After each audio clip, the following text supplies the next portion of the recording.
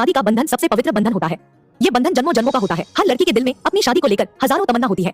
चाहे वो लड़की राजकुमारी हो या एक साधारण किसान की बेटी, उनकी सिर्फ यही ख्वाहिश होती है कि कोई ऐसा शख्स मिले जो उनका आदर करे, उनसे प्यार से बातें करे, उन्हें छोटी छोटी बातों पर जलील ना करे, उनकी बातों को समझे और उन्हें इस दुनिया की सबसे खुशकिस्मत लड़की महसूस कराए। ऐसे ही ख्वाबों के साथ एकांशी भी बड़ी हुई थी। उसने भी अपनी शादी को लेकर काफी कुछ सोच रखा था, लेकिन हर दफा जैसा हम सोचते हैं वैसा नहीं होता। हम अपनी जिंदगी को लेकर काफी सपने देख लेते हैं और इस सपने का 2% भी पूरा नहीं होता है। इंदौर के जाने माने उद्योगपति की इकलौती बेटी एकांशी रूप गुण में अद्वितीय थी। 21 साल की बेहद खूबसूरत और सुलझी हुई लड़की थी वो। शायद ही किसी ने उसकी मीठी आवाज कभी सुनी हो। बचपन से एकांशी कम बोलती थी। उसकी बस इतनी ही ख्वाहिश थी कि उसका पति उससे बेइंतहा मोहब्बत करे, उसका आदर करे, उसकी खामोशी को भी समझ ले, पूरी दुनिया के सामने उसके लिए खड़ा हो जाए। लेकिन हर ख्वाब पूरे नहीं होते। वो इतनी बुरी तरह टूटते हैं कि उनका जुड़ना मुमकिन ही नहीं लगता। एकांशी की ख्वाहिशें भी एक रात में ही टूटकर चकनाचूर हो गई और उसकी जिंदगी पूरी तरह बदल गई। उधर अपनी मां के गुजर जाने के बाद अयांश की जिंदगी बिल्कुल सफेद हो गई। उसने अपने अंदर गुस्सा और नफरत भर लिया। उसके लिए किसी की भावना मायने नहीं रखती। उसकी जिंदगी सिर्फ अपने बिजनेस के आसपास ही घूमती रहती है। सबसे कम उम्र में बिजनेसमैन ऑफ द ईयर सम्मान जीतने वाले अयांश आदित्य की जिंदगी में प्यार मोहब्बत के लिए कोई जगह ही नहीं थी। जहां एकांशी बिल्कुल शांत और सुलझी हुई लड़की थी, वहीं अयांश के आंखों में हर वक्त गुस्सा और चेहरे पर अकड़ साफ दिखाई देती थी। उसे एकांशी में कोई दिलचस्पी नहीं थी, लेकिन हमें जिस चीज में दिलचस्पी ना हो, किस्मत हमें उससे जरूर मिलाती है। उस एक रात में अयांश के द्वारा की गई एक गलती ने उसकी किस्मत ही बदल दी। इधर अपनी कड़ी मेहनत से बिजनेस की दुनिया में ऊंचा मुकाम हासिल करना चुनौती की बात है, लेकिन नैनिका सिंह की बचपन से ही जीतने की आदत ने उसे आज नाम और रुतबा दिया था। हर साल बिजनेसमैन ऑफ द ईयर का सम्मान जीतने वाली नैनिका सिंह पिछले 2 सालों से अयांश आदित्य से हारती आ रही थी। उसके दिल में ये हार इस कदर चुभने लगी थी कि वो अयांश के साथ एक छोटी सी मीटिंग पर मिली और दोनों ने सोच समझकर अपनी कंपनी के प्रॉफिट के लिए एक दूसरे से शादी की डील करके एक कॉन्ट्रैक्ट पर साइन करते हैं। दोनों ही अच्छे से जानते थे कि उन दोनों की शादी उनकी कंपनियों को इंडिया की सबसे टॉप कंपनी बना देगी। दोनों की सोच एक जैसी थी। प्यार मोहब्बत उनके जिंदगी में मायने ही नहीं रखता था। वही Manveer Khurana wings and hammer company का डायरेक्टर और अयांश आदित्य का सबसे अच्छा दोस्त था। बीते 1 साल पहले अपने प्यार से धोखा खाने के बाद मानवीर ने इंडिया छोड़ने का फैसला किया और अमेरिका शिफ्ट हो गया। प्यार उसके लिए वो एहसास बन चुका था जिसे सोचकर उसे सिर्फ तकलीफ होती थी। इसी धोखे की वजह से सबके प्रति उसका बर्ताव काफी ठंडा और निराश हो गया था। इधर बचपन से ही शांत और सबसे प्यार से पेश आने वाला नक्श आदित्य अपने घर का सबसे लाडला था। अयांश और नक्श का भले ही खून का रिश्ता ना हो, लेकिन दोनों एक दूसरे पर अपनी जान छिड़कते थे। दोनों की सोच एक जैसी नहीं थी। नक्श अपनी जिंदगी में मोहब्बत हासिल करना चाहता था, लेकिन अयांश की जिंदगी में शादी और मोहब्बत एक डील थी जो उसके बिजनेस को टॉप तक ले जा सकती थी। उधर एक मिडिल क्लास फैमिली की जिम्मेदार लड़की जिसने छोटी सी उम्र में ही अपने पूरे परिवार की जिम्मेदारी उठा ली थी। इसी दौरान उसे किसी से प्यार भी हो गया था, लेकिन अपने प्यार को अपने दिल की बात बताने से पहले ही उसे पता चला कि वो किसी और से शादी के लिए पूछने वाला है, जिससे उसने वहां रिजाइन कर दिया और यहाँ मुंबई आ गई अपने प्यार और अतीत को भुलाने। इधर नई दुल्हन के स्वागत में रोशनी और फूलों से सजी आदित्य मेंशन भी आज किसी दुल्हन से कम नहीं लग रहा था। चारों ओर चहल पहल और लोगों की भीड़ साफ जाहिर कर रही थी कि ये शादी काफी धूमधाम और दिल से की गई है। तभी मेंशन के बाहर एक के बाद एक कई गाड़ियां आकर खड़ी हो जाती है और खूबसूरत लाल गुलाबों से सजी एक गाड़ी से एक हट्टा कट्टा शेरवानी पहने नौजवान लड़का बाहर आता है। उसके चेहरे को देख मेंशन में मौजूद सभी लोग ये अंदाजा लगा लेते हैं कि वो इस शादी से खुश नहीं है। फिर भी वो कार के दूसरे तरफ का दरवाजा खोलता है। उसमें से एक दुल्हन के लिबास में गोरी सी बेहद खूबसूरत लड़की बाहर आती है। उसके चेहरे पर उदासी और नए घर में आने की घबराहट साफ नजर आ रही होती है। दोनों चलते हुए घर के अंदर आने लगते हैं। तभी अयांश की छोटी बहन मायरा उन दोनों को रोक देती है और अयांश से कहती है, टैक्स भरो। अयांश बोला, मेरी स्पोर्ट्स कार तेरी, अब मुझे अंदर जाना है। वैसे भी मैं इस ड्रामे से थक चुका हूँ। कहते हुए अयांश मायरा की ओर कार की चाबी उछाल देता है और अपने कदम चौखट से अंदर लाने ही वाला होता है कि मायरा कार की चाबी पकड़कर एकांशी के पास जाती है और कहती है, भाभी आप भारी तो नहीं हो ना। एकांशी को मायरा का सवाल समझ नहीं आता और वो अपनी नजरें झुकाकर शांत खड़ी रहती है। फिर मायरा अयांश को छेड़ते हुए कहती है, परफेक्ट, भाई भाभी को गोद में उठा लो, ऐसे ही ले जाओगे क्या? आप बिल्कुल भी रोमांटिक पर्सन नहीं है। अयांश बोला, पैर है इसके। कहते हुए अयांश चौखट के अंदर आ जाता है। तभी मायरा अयांश का हाथ पकड़ उसके कानों में कहती है, ये क्या बात हुई भाई, आप बिना भाभी को उठाए नहीं जा सकते। वैसे भी सब लोगों की नजर यही है, साइड में देखो। अयांश घर में खड़े लोगों की तरफ देख कर कहता है, जो करना है जल्दी करो, मैं थक गया हूँ। तभी मायरा अपनी माँ सुनीता से कहती है, माँ जल्दी से सारी रस्में कर दीजिए। कुछ ही देर में सारी रस्में खत्म हो जाती है और अयांश एकांशी को अपनी बाहों में उठाए अपने कमरे की ओर बढ़ जाता है। कमरे का दरवाजा लॉक करने के बाद अयांश अपनी दुल्हन को बेतरतीब ढंग से बिस्तर पर गिराते हुए कहता है, एक बार मैं तुम्हारे साथ नशे की हालत में सो गया, इसका मतलब ये नहीं कि तुम मेरी जिंदगी का हिस्सा बन गई। ये मत भूलो कि तुम्हारी औकात कहाँ है और मेरी औकात कहाँ है। तुम मेरे जूते के धूल के बराबर भी नहीं हो। मैंने तुमसे शादी सिर्फ अपने परिवार और अपनी रेपुटेशन के लिए की है, नहीं तो मैं तुम्हारी जैसी लड़की को कभी मुंह तक ना लगाता। वो रात मेरी जिंदगी की सबसे मनहूस रात थी। एकांशी बिस्तर पर पड़े अपनी आंसू भरी आंखों से अयांश की ओर देखने लगती है। अयांश का हर एक शब्द उसके मन को झंझोर के रख देता है। फिर अयांश अपने एक पैर को उठाकर बिस्तर पर रखते हुए एकांशी के गालों को अपने हाथ से पकड़ धमकाने वाले लहजे में कहता है, हमारे कमरे के बाहर हमारी एक बात नहीं जानी चाहिए, नहीं तो तुम्हारा हाल उस रात से भी बदतर कर दूंगा। इतना कहकर अयांश फ्रेश होने के लिए बाथरूम में चला जाता है और एकांशी उठकर बैठ अपने घुटनों में अपना चेहरा छुपाकर रोने लगती है। आखिर क्या हुआ था उस रात एकांशी के साथ? क्या अयांश को कभी होगा एकांशी से प्यार? रोते हुए ही एकांशी को नींद आ जाती है और वो दुल्हन के भारी भरकम लहंगे और गहने पहने ही वही बेड पर अपने घुटनों को अपने सीने तक लाकर अपने शरीर को सिकोड़ कर सो जाती है। अयांश फ्रेश होकर वापस कमरे में आता है। तब तक एकांशी सो चुकी होती है, जिसे एक नजर देख अयांश के दिल में बेहिसाब नफरत भर जाती है और वो अपने असिस्टेंट राघव को कॉल कर कार के साथ बाहर इंतजार करने को कहता है और खुद नाइट सूट में ही बाहर निकल जाता है। कुछ देर इंतजार करने के बाद आदित्य मेंशन के बाहर एक कार रुकती है और अयांश कार में बैठ जाता है। सर कहाँ चलना है? क्या आप आज रात मिसेस आदित्य के साथ नहीं रुकेंगे? राघव अपने सिर को घुमाकर अयांश से पूछता है। राघव का सवाल सुन अयांश सिर उठाकर राघव की ओर घूरता है और हल्के गुस्से भरी आवाज के साथ कहता है, जुहू गार्डन के मेंशन चलो। लेकिन सर मिसेस आदित्य, राघव अभी इतना ही बोला होता है कि अयांश कहता है, अपने काम से काम रखो। जी सर कहते हुए राघव कार स्टार्ट कर देता है और बिना कोई सवाल किए गाड़ी चलाने लगता है। जल्द ही कार जुहू गार्डन के सामने रुकती है और अयांश कार से उतरकर एक आलीशान से बंगले के सामने खड़ा हो जाता है। बंगले के एक कमरे में खिड़की से रोशनी बाहर आ रही होती है और बाकी के सारे कमरे में सिर्फ अंधेरा दिखाई दे रहा था। अयांश कमरे की रोशनी देख कहता है, जाने से पहले लाइट क्यों नहीं ऑफ किया। राघव कार से निकलते हुए कहता है, सर वो उस रूम के स्विच में कुछ प्रॉब्लम है, छूने पर करंट लग रहा है। मैंने बंद करने की कोशिश की थी लेकिन करंट की वजह से मैंने उसे दोबारा नहीं छुआ। आप भी मत छूना, कल मैं इलेक्ट्रीशियन को बुलाकर ठीक करा दूंगा। अयांश राघव की ओर गुस्से से घूरते हुए कहता है, अब तक ठीक हो जाना चाहिए था। खैर कल सुबह उस लड़की को यहाँ शिफ्ट करने में हेल्प कर देना, मैं दोबारा वहाँ नहीं जाऊंगा। और हाँ, सोशल मीडिया पर मेरे और उस लड़की की शादी की जितनी तस्वीरें पोस्ट हुई है सब कल तक हट जाने चाहिए। कहते हुए अयांश उस बड़े से बंगले की ओर बढ़ जाता है और बंगले का दरवाजा खोल उसके अंदर चला जाता है। उस लड़की क्या लगा रखा है, मेरी बीवी भी तो कह सकते थे ना, या मिसेस आदित्य ही कह लेते। कहते हुए राघव कार में बैठ जाता है और पार्किंग एरिया की ओर बढ़कर कार पार्क कर पास में ही एक घर में चला जाता है। इधर एकांशी की आंख कुछ ही देर की नींद के बाद खुल जाती है और वो उठकर बैठ कमरे में चारों ओर देखती है। उसे अयांश नहीं दिखता। तब वो धीरे धीरे बिना कोई आवाज किए बिस्तर से उतरती है और दबे पांव चलते हुए वॉशरूम की तरफ बढ़कर दरवाजा खोलती है। वहाँ भी अयांश को ना पाकर एकांशी एक गहरी सांस भरती है और अपने लहंगे को अपने हाथों से उठाकर चलते हुए खिड़की के करीब खड़ी हो जाती है। खिड़की के करीब कुछ देर खड़े रहने के बाद एकांशी वही खिड़की से लगकर बैठ जाती है और कमरे की सजावट को बहुत ध्यान के साथ देखने लगती है। फूलों से सजी बिस्तर, हर तरफ जलते कैंडल और कमरे के दीवारों पर फूलों से बना दिल और दिल के बीच एकांशी और अयांश लिखा हुआ। देखते हुए एकांशी सोचने लगती है, मेरे ख्वाब का सारा हिस्सा यहाँ मौजूद है, बस एक को छोड़कर। एकांशी रोते हुए कहती है, 12 साल की उम्र से ही जिस शादी का मैंने ख्वाब देखा वो टूट के बिखर गया। सोचते हुए ही एकांशी के आंखों से बेतरतीब तरीके से आंसू बहने लगते हैं और वो वही फर्श पर बैठे दीवार से सिर टिकाए रोती रहती है।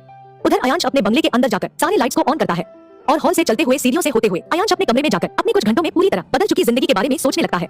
उसे 2 दिन पहले की वही रात याद आने लगती है जब नशे की हालत में एकांशी और वो एक साथ एक ही कमरे में थे। याद करते ही अयांश अपनी भवों को तान देता है और हथेलियों की मुट्ठी बना लेता है। उसके आंखों में गुस्सा और नफरत उभर आती है जिससे वो उठकर टहलने लगता है, लेकिन फिर भी अपने गुस्से पर नियंत्रण नहीं रख पाता और अपने मुट्ठी से पास में पड़े टेबल पर जोर से मार देता है जिससे टेबल पर लगा शीशा टूटकर नीचे बिखर जाता है और अयांश के मुट्ठी से खून आने लगता है। सुबह एकांशी की आंख मायरा की आवाज से खुलती है, भाभी आप यहाँ नीचे क्यों सो रहे हो और भाई कहाँ है, क्या वो आपके साथ नहीं थे रात में। मायरा का सवाल सुन एकांशी एक नजर बिस्तर की ओर देखती है और उसके आंखों के आगे अयांश का बेरुखापन तैर जाता है जिससे उसकी आंखों में आंसू की बूंदें जमा हो जाती हैं, जिसे एकांशी मायरा से छुपाते हुए पोंछ लेती है और मायरा से दबी आवाज में कहती है, मुझे नहीं पता कि वो कहाँ है, मैं कल रात सो। तभी एकांशी की बात का कटाक्ष करते हुए मायरा एक तेज आवाज के साथ कहती है, आपको नहीं पता कि आपका पति कहाँ है, पहली रात को ही वो आपके साथ नहीं थे। मायरा को खुद पर चिल्लाते देख एकांशी के आंखों में आंसू आ जाते हैं और एक एक कर आंखों से उसके गालों पर लुढ़कने लगते हैं, जिसे देख मायरा जल्दी से एकांशी को पकड़ती है और चुप कराते हुए कहती है, भाभी मैं आप पर चिल्ला नहीं रही थी, मैं तो बस आपको बता रही थी कि अगर आपकी सास होती और उनको पता चलता तो वो ऐसे रिएक्ट करती। मैं तो मजाक कर रही थी, आप तो रोने लगी। ओह मैं यहाँ आपको कुछ देने आई थी। कहते हुए मायरा एकांशी से दूर बिस्तर तक जाती है और वहाँ से एक बैग को उठाकर एकांशी की ओर बढ़ाते हुए कहती है, जल्दी से शावर लेकर इसे पहन लीजिए और प्लीज 10 मिनट में नीचे आ जाएगा। मेरी मॉम थोड़ी टाइम की पंक्चुअल है, उन्हें देरी से आने वाले लोग पसंद नहीं है। अच्छा मैं चलती हूँ, आप जल्दी आ जाना और हाँ भाई के बारे में परेशान मत होना, मुझे पता है वो जुहू गार्डन के मेंशन चले गए होंगे, भाई वही रहते हैं। इतना कहकर मायरा वहाँ से चली जाती है और एकांशी चलते हुए शीशे के सामने खड़ी होकर खुद को देखते हुए अपने हाथ को अपने गले तक ले जाती है और अपने मंगलसूत्र को पकड़कर मन में सोचती है, 8 सालों का सबसे हसीन ख्वाब आज मात्र एक उदासी और नफरत का जरिया बन गया। उधर अयांश भी बालकनी के झूले पर अपने कटी हुए हथेली पर बिना कोई पट्टी किए सो रहा था। उसके हाथ से एक एक कर खून की कई बूंदें नीचे फर्श पर गिरकर फैल चुकी थी और काफी देर तक ऐसे ही हाथ लटकाए रहने से अब खून गिरना बंद भी हो चुका था। तभी उसके कानों में अपने फोन की रिंग सुनाई देती है और वो अपने हाथ को संभालते हुए झूले से उठकर कमरे की तरफ बढ़ जाता है। फोन मायरा का होता है जिसकी वजह से अयांश बिना रिसीव किए फोन को बिस्तर पर बेतरतीब ढंग से फेंक कर शावर लेने चला जाता है। उधर राघव सुबह सुबह ही एकांशी को जुहू गार्डन के मेंशन ले जाने के लिए आदित्य मेंशन पहुंच जाता है, जिसे देखकर अयांश के बड़े पापा दिनेश आदित्य कहते हैं, अयांश आज ऑफिस नहीं जाएगा, आज शाम को उसका रिसेप्शन है, एक बार शादी की सारी रस्में खत्म हो जाए फिर अपने बॉस को ले जाना ऑफिस। राघव कहता है, मैं बॉस को ऑफिस ले जाने नहीं आया हूँ, वो तो कल रात को ही आदित्य मेंशन से चले गए थे, मैं मिसेस आदित्य को उनके जुहू गार्डन के मेंशन ले जाने के लिए आया हूँ, बॉस वही है और उनका ऑर्डर है ये। तो दिनेश गुस्से में बोले, ऐसे कैसे चला गया वो, बहू को यही छोड़कर, और बहू यहाँ से कहीं नहीं जाएगी, उसे फोन करके बोलो कि यहाँ वापस आए, रिसेप्शन है आज, शाम को मीडिया वाले आएंगे, क्या कहेंगे हम सब उनसे। आखिर क्या करेगा अयांश दिनेश जी की बात सुनकर, क्या होगा अब एकांशी का। ओके सर कहकर राघव अयांश को फोन मिलाता है। अयांश अभी शावर लेकर निकला ही होता है कि उसका फोन दोबारा बजने लगता है। राघव की कॉल देख अयांश 1-2 रिंग में ही फोन रिसीव कर लेता है और एक हम की आवाज के साथ राघव को अपनी बात कहने का मौका देता है। राघव फोन पर कहता है, सर वो दिनेश सर कह रहे हैं कि मिसेस आदित्य अभी नहीं जाएंगी, शाम को रिसेप्शन के बाद ही वो आने देंगे मिसेस आदित्य को और आपको भी यही आदित्य मेंशन में आने के लिए कह रहे हैं। अयांश राघव की बात सुन गुस्से में अपने हाथ की मुट्ठी बनाते हुए कहता है, रिसेप्शन किसकी इजाजत से अरेंज की गई है, मैं आ रहा हूँ। इतना कहकर अयांश फोन को वापस बिस्तर पर फेंक देता है और गुस्से में ही अपने कवर से कपड़ों का एक सेट निकालकर तैयार हो जाता है। बालों को सेट कर, हाथ में महंगी घड़ी और चेहरे पर बेहिसाब गुस्से को लिए हुए अपने कार की चाबी और फोन को उठाकर घर से निकल जाता है। कार को चलाते हुए अयांश के दिमाग में उसी रात की घटना याद आती रहती है, जिससे वो अपने हाथ को स्टीयरिंग व्हील पर कसते चला जाता है। हाथ कटने और उस पर पट्टी न होने की वजह से उससे वापस खून बहने लगता है, लेकिन अयांश को उस दर्द का एहसास तक नहीं होता और वो सामने देखते हुए कार को फुल स्पीड में सड़क पर दौड़ाता रहता है। उधर आदित्य मेंशन में मायरा कहती है, भाभी आप तैयार हो गए क्या, कहते हुए मायरा वापस अयांश के कमरे में आती है और एकांशी को तैयार देख अपने मुंह पर हाथ रख लेती है। भाभी कितनी सुंदर लग रही हो, आप पर ये लाल साड़ी कितनी खूबसूरत लग रही है, लेकिन बालों को क्यों जुड़ा बना दिया है, इन्हें खोलो ना, मुझे पता है भाई को खुले बालों में आप ज्यादा पसंद आएंगी। मायरा एकांशी को देख कर कहती है और उसके बालों तक अपना हाथ ले जाती है। नहीं नहीं, ये ऐसे ही ठीक है, कहते हुए एकांशी थोड़ा पीछे हो जाती है, जिससे मायरा कहती है अच्छा ठीक है, चलो हम नीचे चलते हैं, सब आपका नाश्ते पर वेट कर रहे हैं और अयांश भाई भी आते ही होंगे। अयांश शब्द सुनकर एकांशी के पैर वहीं रुक जाते हैं और उसके दिल को घबराहट घेरती चली जाती है। उसे कल रात की अयांश की सारी बातें याद आ जाती है, जिससे उसके चेहरे पर डर और उदासी उभर आती है। मायरा एकांशी की ओर मुड़कर कहती है भाभी आप रुक क्यों गए और आपके माथे पर इतना पसीना क्यों आ रहा है, आपकी तबीयत खराब लग रही है, मुझे मैं अभी मॉम को बुलाती हूँ। एकांशी मायरा का हाथ पकड़कर कहती है नहीं मैं ठीक हूँ, बस थोड़ी घबराहट हो रही है, वो मैं यहाँ नहीं हूँ ना इसलिए। तब मायरा एकांशी का हाथ पकड़कर बोलती है मुझे पता है आप भाई की वजह से घबरा रही हैं, लेकिन आपको भाई से डरने की जरूरत नहीं है। मैं जानती हूँ जिस हालात में आपकी और भाई की शादी हुई है, आप दोनों ही एक दूसरे को समझ नहीं पाए हो, लेकिन देखना आप जल्द ही भाई के प्यार में पड़ जाओगी, और अगर मेरे भाई ने आपको परेशान किया तो मुझे बताना, हम दोनों गुंडे बुलाकर उन्हें पिटवाएंगे। फिर वो एकांशी के उदास चेहरे को देखते हुए बोली क्या भाभी आपने तो एक स्माइल नहीं दी मेरे जोक पर। तभी उनके कानों में नीचे हॉल से अयांश के चिल्लाने की आवाज आती है, जिससे मायरा एकांशी को लेकर नीचे की ओर बढ़ जाती है। उधर अयांश दिनेश के सामने नाश्ते के टेबल पर हाथ मारते हुए कहता है किसने कहा है आपको मेरा रिसेप्शन अरेंज करने का, अगली बार मुझसे बिना पूछे मेरे लिए कोई फैसला मत लीजिएगा। और राघव की ओर मुड़कर कहता है सारे प्रोग्राम को कैंसिल करो और मीडिया वालों को आने से मना करो, मुझे कोई नाटक नहीं करना है अब। तभी सुनीता अपनी चेयर से खड़ी होकर बोली अयांश ये क्या तरीका है बात करने का, माफी मांगो अपने बड़े पापा से। सुनीता की बात सुन अयांश एक नजर सुनीता की ओर देखता है और बिना कुछ बोले मुड़कर अपने कमरे की तरफ जाते रास्ते पर बढ़ने ही वाला होता है कि उसकी नजर एकांशी पर पड़ती है, जो सहमी हुई सी मायरा का हाथ पकड़े खड़ी होती है। अयांश अपने कमरे की तरफ जाते रास्ते को छोड़कर एकांशी की ओर बढ़ जाता है और उसका हाथ पकड़कर खींचते हुए चलने लगता है। अयांश के द्वारा इस तरह खींचने पर एकांशी और भी ज्यादा सहम जाती है और उसके दिल की धड़कनें डर की वजह से तेज हो जाती है। अयांश इतनी तेजी से चल रहा होता है कि एकांशी लगभग दौड़ रही होती है, जिससे उसका पैर थोड़ा मुड़ जाता है और उसके मुंह से अनायास ही निकल जाता है अयांश। एकांशी की आवाज सुनकर अयांश के कदम वहीं रुक जाते हैं और वो मुड़कर एकांशी के चेहरे की ओर देखने लगता है। ये पहली बार ही था जब उसने एकांशी की मीठे आवाज में अपने नाम को सुना था। हालांकि उस रात जब दोनों नशे के हालत में एक साथ थे तो दोनों ने काफी बातें की थी, लेकिन वो बातें और दोनों किस तरह करीब आए ये किसी को याद नहीं था। अपना नाम सुन अयांश एकांशी के चेहरे की ओर देखने लगता है। उसके चेहरे को पहली बार ही उसने इतने गौर से देखा था। मासूम सा गोरा चेहरा, हल्की भूरी आंसुओं से भरी आंखें, गुलाब की पंखुड़ी से पतले होठ, जिन्हें ना जाने वो बार बार अंदर की ओर क्यों भींच रही थी। अयांश को खुद की ओर निहारता देख एकांशी के दिल में डर और भी बढ़ जाता है और उसे अयांश की ओर देखने की हिम्मत नहीं होती, जिससे वो अपने सिर को नीचे झुकाकर फर्श की ओर देखने लगती है। अयांश को एकांशी की ओर काफी देर तक निहारता देख राघव उसके पास जाता है और कहता है सर क्या हम चलें? राघव की आवाज सुन अयांश एकांशी के चेहरे से अपनी नजर हटाकर एक नजर राघव की ओर देखता है और फिर एकांशी के आंखों से गिर रहे आंसुओं की ओर देखते हुए उसका हाथ छोड़ देता है। भाई प्लीज भाभी को शाम तक मेरे साथ रहने दो ना, मैं खुद इन्हें शाम को जूहू गार्डन पहुंचा दूंगी, मायरा अयांश की ओर बढ़ते हुए कहती है। अयांश एकांशी के चेहरे की ओर 2 सेकंड देखते रहने के बाद बिना कुछ बोले आदित्य मेंशन से निकल जाता है। उसके पीछे पीछे राघव भी निकल जाता है और दोनों कार में बैठ जाते हैं। राघव ड्राइविंग सीट पर बैठकर कहता है सर घर ले चलूं या ऑफिस जाएंगे? ऑफिस। अयांश एक शब्द बोलकर बिल्कुल खामोश हो जाता है। ओके सर, कहते हुए राघव कार को ऑफिस की ओर मोड़ लेता है। इधर अयांश के चले जाने के बाद एकांशी दौड़कर अपने कमरे की ओर चली जाती है और कमरे का दरवाजा बंद कर वही बैठ रोने लगती है। मायरा जल्दी से एकांशी के पीछे भागते हुए आई और दरवाजा बंद होने पर खटखटाते हुए कहती है भाभी प्लीज दरवाजा खोलिए। 2-3 बार आवाज देने पर एकांशी उठकर आंसू पोंछकर दरवाजा खोलती है और एक नकली मुस्कान के साथ कहती है अयांश ने मुझे खींचा था तो मेरी साड़ी थोड़ी खुल गई थी। ओह अच्छा, मुझे लगा कि आप। हटाइए ये सब, आपको पता है भाई का सबसे अच्छा दोस्त कौन है? एकांशी नाम में सिर हिलाते हुए बोली। नहीं, मायरा ने हंसते हुए कहा। गुस्सा हमेशा भाई के साथ ही रहता है, लेकिन आपको पता है भाई भले ही गुस्सा करते हैं लेकिन दिल के बहुत अच्छे हैं। मायरा की बात सुन एकांशी थोड़ा मुस्कुरा देती है और उसे अंदर आने को कहती है। आपको भूख लगी होगी ना, 1 मिनट। कहते हुए मायरा सीढ़ियों तक जाती है और चिल्लाकर कहती है साजिया दीदी मेरे और भाभी के लिए नाश्ता ऊपर कमरे में ले आइए। इतना कह मायरा एकांशी के साथ कमरे में आ जाती है और दोनों बिस्तर पर बैठ बातें करने लगते हैं। इधर अयांश ऑफिस पहुंचकर सारा दिन अपने केबिन में बिना कोई काम किए बैठा रहता है और आखिरकार उठकर जूहू गार्डन के मेंशन चला जाता है और वहां बैठकर अपने इस जबरदस्ती की शादी के बारे में सोचते हुए वाइन के कई गिलास खत्म कर देता है। नशे में ही उसे अपने घर के बाहर एक कार रुकने की आवाज आती है, जिससे वो उठकर खिड़की से नीचे देखता है। कार से एकांशी, मायरा और दिनेश आदित्य बाहर निकलते हैं और घर के दरवाजे की ओर बढ़ जाते हैं। 1 मिनट, मेरे पास चाबी है, कहते हुए मायरा अपने बैग से एक चाबी निकालती है और दरवाजा खोल देती है। एकांशी पूरे घर को नजरें उठाकर देखती है। सारा सामान अपनी जगह पर सलीके से रखा होता है और हॉल के दीवार पर बीचों बीच एक बड़े से फ्रेम में एक कपल फोटो लगी होती है, जिसे देखते ही एकांशी समझ जाती है कि ये फोटो अयांश के माँ बाप की है। तभी मायरा की आवाज से एकांशी का ध्यान उस फोटो से हटकर मायरा की बातों में लग जाता है। भाभी आप अंदर मत आना, मैं कुछ लेकर आती हूँ, मायरा कहते हुए अंदर की ओर भागती हुई जाती है और अपने एक हाथ में पूजा की थाली और दूसरे हाथ में चावल से भरे कलश को ले आती है और कलश को चौखट के सामने रख पूजा की थाली को एकांशी के सामने घुमाते हुए कहती है भाभी पहली बार इस घर में आ रही है तो गृह प्रवेश तो बनता है ना डैड? अयांश ये सब देखते हुए शराब के नशे और गुस्से में दरवाजे तक आता है और एकांशी को अपनी बाहों में उठाकर वहाँ खड़े अपने बड़े पापा और मायरा से कहता है इसे इतनी ऊंचे खानदान की बहू बनाया मैंने और रस्में अकेले अकेले नहीं ऐसे थोड़े होता है, जो होगा मेरे साथ होगा। फिर वो एकांशी की ओर देखते हुए मिसेस एकांशी अयांश आदित्य, इतना कहकर अयांश आगे बढ़ जाता है। दिनेश आदित्य कहते हैं कहाँ ले जा रहा है इसे?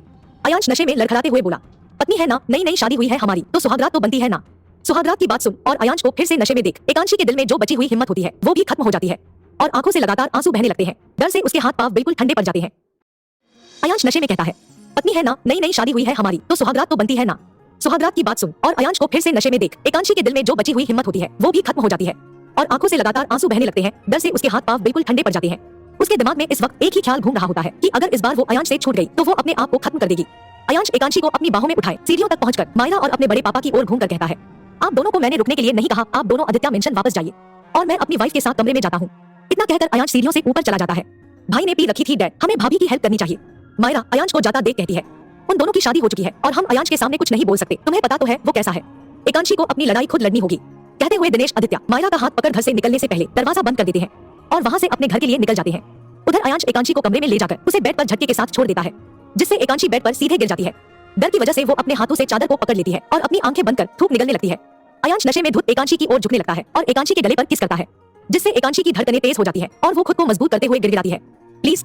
एकांशी की बात पर ध्यान न देते हुए अयांश एकांशी के करीब आते हुए अपने शर्ट के बटन को खोलने लगता है, जिसे देख एकांशी की आंखें आंसुओं से भर जाती है और उसके आंखों से आंसू छलकने लगते हैं। एकांशी को रोता महसूस कर अयांश अपना सिर उठाकर एकांशी के चेहरे की ओर देखता है। डर से पीला पड़ चुका चेहरा और आंखों से बेतरतीब ढंग से गिरते आंसू तो देख अयांश गुस्से में कहता है, उस रात जब कोई प्रॉब्लम नहीं थी तो आज क्यों? क्या तुमने ये लाल साड़ी मेरा ध्यान अपनी तरफ आकर्षित करने के लिए नहीं पहनी है? तो फिर मुझसे बचना क्यों चाहती हो? इतना कहकर अयांश वापस एकांशी के गले पर किस करने लगता है। एकांशी बिना कुछ बोले सुबकने लगती है, जिससे अयांश वापस अपने सिर को उठाकर एकांशी को देखता है और गुस्से में अपने हाथ की मुट्ठी बनाते हुए बेड पर ही जोर से मारता है। बेड पर मारने की आवाज से एकांशी डर कर कांप सी जाती है और उसके कानों में अयांश की तेज चीख सुनाई देती है, गेट लॉस्ट। अयांश के चीखते ही एकांशी अपनी आंखें खोलकर अयांश की ओर देखती है, जो उठकर अपने शर्ट के बटन लगा रहा होता है। एकांशी को अपनी ओर देखता महसूस कर अयांश उसकी ओर देखता है और गुस्से में ही चिल्लाता है, get out from my room. Ayansh के चिल्लाने से एकांशी उठकर कमरे के दरवाजे की ओर तेजी से भागती है, जिससे उसके पैर में अयांश के द्वारा बीते रात को तोड़े गए कांच के कुछ टुकड़े चुभ जाते हैं। लेकिन एकांशी इस वक्त अयांश से इतनी डरी हुई होती है कि उसे कांच चुभने का एहसास नहीं होता और वो दौड़े से निकल जाती है। कमरे से निकलने के बाद एकांशी दौड़ते हुए सीढ़ियों से उतरकर एक ऐसे कमरे में रुकती है जहां सिर्फ किताबें और फाइलें रखी होती है। वहां एक साइड में एक छोटा सा टेबल और उस टेबल पर लैपटॉप, सिगरेट के पैकेट, शराब की एक बोतल और कुछ फाइल्स बिखरी होती है। एकांशी वही एक छोटे से किताबों से भरी अलमारी से लगकर बैठ जाती है और अपने घुटनों पर अपने मुंह को टिकाकर अपने दोनों हाथों से अपने पैरों पर घेरा बना लेती है। उसके दिल में इस वक्त खुद को इस तरह की जिंदगी से आजाद करने का ख्याल आ रहा होता है, जिससे वो रोते हुए अपनी इस जबरदस्ती की शादी से पहले की खुशियां और सपनों से भरी जिंदगी के बारे में सोचने लगती है। इंदौर के सबसे रईस में से एक अनुराग राठौर की इकलौती बेटी होने के बावजूद भी एकांशी बिल्कुल साधारण सी वेशभूषा में ही रहना पसंद करती थी। उसने बचपन से ही अपने शादी को लेकर कई सपने सजा रखे थे। हर रोज सुबह उठकर उसे अपने माँ पापा के लिए नाश्ता बनाना और उसके बाद मंदिर में जाकर भगवान से एक ही प्रार्थना करना कि उसकी जिंदगी में कोई ऐसा आए जो उसे इस दुनिया में सबसे ज्यादा प्यार करे। ये उसकी आदत बन गई थी। मंदिर से लौटने के बाद एकांशी अपने कॉलेज के लिए निकल जाती और कॉलेज से दोपहर के बाद ही लौटती। उसके बाद अपनी घर के छत पर देर तक अकेले बैठे रहना उसे सुकून देता था। उसी अकेलेपन में एकांशी अपने दादाजी की दी हुई डायरी में अपने सपने के बारे में लिखती। सपने को लिखते हुए उसे ऐसा एहसास होता कि वो अपने शादी के लम्हे को जी रही है, जिससे उसके दिल में ना बयान की जाने वाली खुशी उमड़ने लगती। इतनी सुकून और प्यारी सी जिंदगी को जीने वाली एकांशी एक दिन जब कॉलेज से लौट रही थी तब उसके कार के ड्राइवर ने एक दूसरे कार को जोरदार टक्कर मारी, जिससे उस कार वाले के कार का आगे का शीशा पूरी तरह टूटकर बिखर गया और कार में बैठे शख्स का माथा स्टीयरिंग व्हील पर लगकर उसमें से हल्का खून बहने लगा। एकांशी अपने कार से निकलकर उस कार वाले के पास जाती है और अपनी मीठी आवाज में कहती है, क्या आप ठीक हैं? इतनी मीठी आवाज सुन कार में बैठा शख्स अपने सिर को घुमाकर कार की खिड़की से बाहर देखता है। तेज हवा से एकांशी के बाल उड़कर उसके चेहरे पर आ रहे होते हैं, जिसे वो बार बार अपनी उंगलियों के सहारे कानों के पीछे कर रही होती है। I am fine. कार में बैठा शख्स एकांशी की खूबसूरती में खोए हुए कहता है और एकांशी की परेशान आंखों में देख थोड़ा मुस्कुराता है। एकांशी उस शख्स को मुस्कुराता देख असहज हो जाती है और अपने सिर को हिलाते हुए अपनी कार की ओर बढ़ जाती है। एकांशी उस शख्स को कार की खिड़की से अपने सिर को निकालकर अपने ओर देखते हुए देख अपने ड्राइवर से कहती है, अंकल चलिए मुझे घर जाना है अभी। ड्राइवर एकांशी के सामने हाथ जोड़ते हुए कहता है, ठीक है बेटा मुझे माफ कर दो, मैं उस कार से जानकर नहीं टकराया था। बिटिया अपने बाबा को मत बताना वरना बड़े साहब मुझे नौकरी से निकाल देंगे। एकांशी ड्राइवर का हाथ पकड़ते हुए कहती है, अंकल आप चिंता मत करो, ये मेरा और आपका सीक्रेट है, मैं बाबा को नहीं बताऊंगी पक्का। अपने अतीत के बारे में सोचते हुए ही एकांशी को नींद आ जाती है और वो अपने सिर को अपने घुटनों पर ही रखे हुए सो जाती है। इधर अयांश भी नशे के सागर में डुबकी लगाते हुए वही सोफे पर अपने सिर को टिकाए अपने रूम के टीवी को ऑन कर देता है। टीवी में एक कार एक्सीडेंट के बारे में न्यूज चल रही होती है, जिससे उसे एकांशी की पहली झलक याद आ जाती है। उस दिन अयांश उसके बड़े पापा के बेटे नक्श के कहने पर पहली बार इंदौर गया था और एयरपोर्ट से अपने होटल जाने के रास्ते में दोनों का एक्सीडेंट हो गया था। नक्श आगे के ड्राइविंग सीट पर बैठा कार चला रहा था, जिससे उसके माथे पर चोट भी लगी और अयांश कार में पीछे के पैसेंजर सीट पर बैठा कानों में हेडफोन डाले अपने टैब पर कुछ काम कर रहा था। जब कारें टकराई तो अयांश को झटका लगा और उसका टैब नीचे गिर गया, जिसे वो उठाने के लिए नीचे झुका। तब तक उसके कानों में एक लड़की की मीठी सी आवाज आई, लेकिन जब तक अयांश ने अपना सिर उठाकर कार की खिड़की से बाहर देखा तब तक वो लड़की वहां से जा चुकी थी।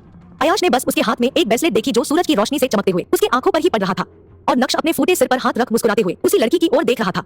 तू पीछे बैठ, मैं कार ड्राइव करता हूँ, कहते हुए अयांश कार का दरवाजा खोल बाहर निकलता है। तभी उसकी नजर अपने ड्राइवर से बात करती एकांशी पर पड़ती है, जिसे वो एक नजर देख कार के ड्राइविंग सीट का दरवाजा खोल नक्श को पीछे वाले सीट पर शिफ्ट करता है और खुद ड्राइविंग सीट पर बैठ कार को ड्राइव करते हुए वहां से निकल जाता है। आखिर क्या हुआ था इस एक्सीडेंट के बाद और कैसे मिले? अगली सुबह गिलास गिरने की आवाज के साथ एकांशी की नींद खुलती है। आंख खुलते ही वो झट से खड़ी हो जाती है, जिससे उसके पैर में तेज दर्द होता है और वो बैठकर अपने पैर को देखती है। उसमें एक छोटा कांच का टुकड़ा फंस गया होता है, जिसे एकांशी अपने हाथ से पकड़कर निकालती है। जिसकी वजह से उसे अपने पैर में तेज दर्द महसूस होता है। तभी उसे फिर से कुछ गिरने की आवाज आती है। वो उठकर खड़ी हो जाती है और अपने हाथ से अपनी साड़ी को पकड़कर धीरे धीरे उस आवाज की ओर बढ़ती चली जाती है। दबे कदमों के साथ चलते हुए एकांशी रसोई के दरवाजे तक जाती है और सामने अयांश को देख डरकर अपने थूक को गटक लेती है। वो देखती है अयांश कॉफी बनाने की कोशिश कर रहा होता है, लेकिन उसके हाथ से बार बार कुछ चीजें नीचे गिर जा रही होती है।